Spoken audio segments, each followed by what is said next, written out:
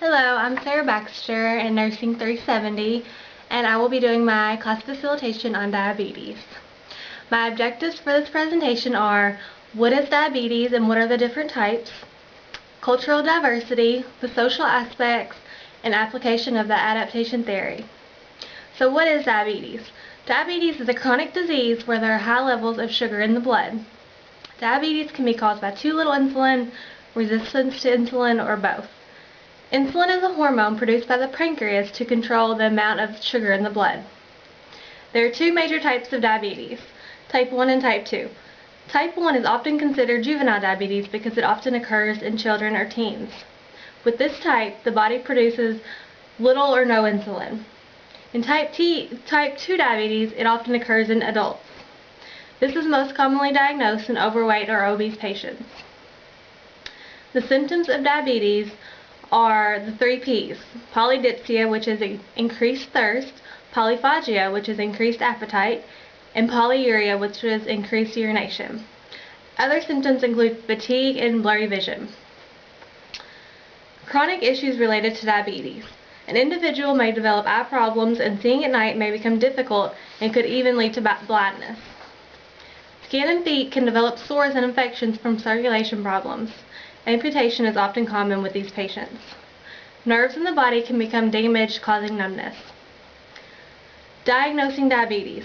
To diagnose someone with diabetes, they could either do a urinalysis, a fasting blood glucose, which, if the result is higher than 126 twice, they could be diagnosed, and hemoglobin A1C. Normal is less than 5.7, pre-diabetic is 5.7 to 6.4, and diabetic is 6.5 or higher. An oral glucose tolerance test, if glucose is higher than 200 after 2 hours of drinking a sugary drink. Screening for type 2 diabetes is important for those who are at risk, such as individuals with a BMI of greater than 25, overweight children who have other risk factors, and adults over age 45. With type 2 diabetes, a change in lifestyle and diet can reverse the disease. With type 1, there is no cure, although diet and exercise can improve the symptoms and the person's overall health. By keeping an ideal body weight and controlling what you eat, type 2 can be prevented. Cultural diversity. An increased demand for fast food restaurants, sugary drinks, and fried foods, the prevalence of overweight individuals and those with diabetes have also increased. The cuisine in the U.S.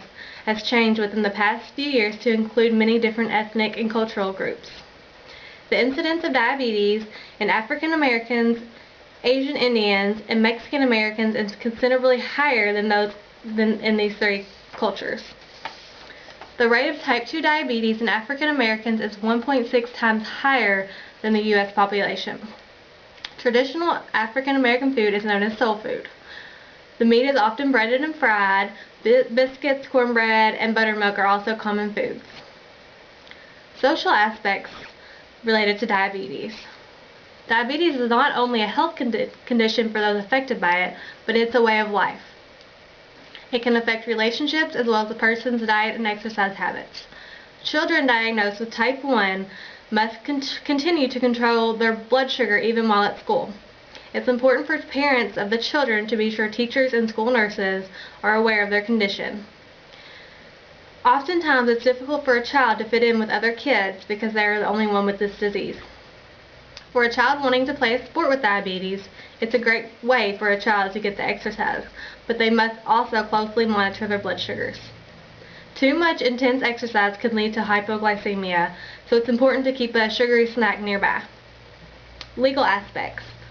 Federal law prohibits most employers to ban any individual with a disability, but not with the military. The concern is that any member must be able to perform their duties without exception. Therefore, it's almost impossible to enlist a person with pre-existing diabetes.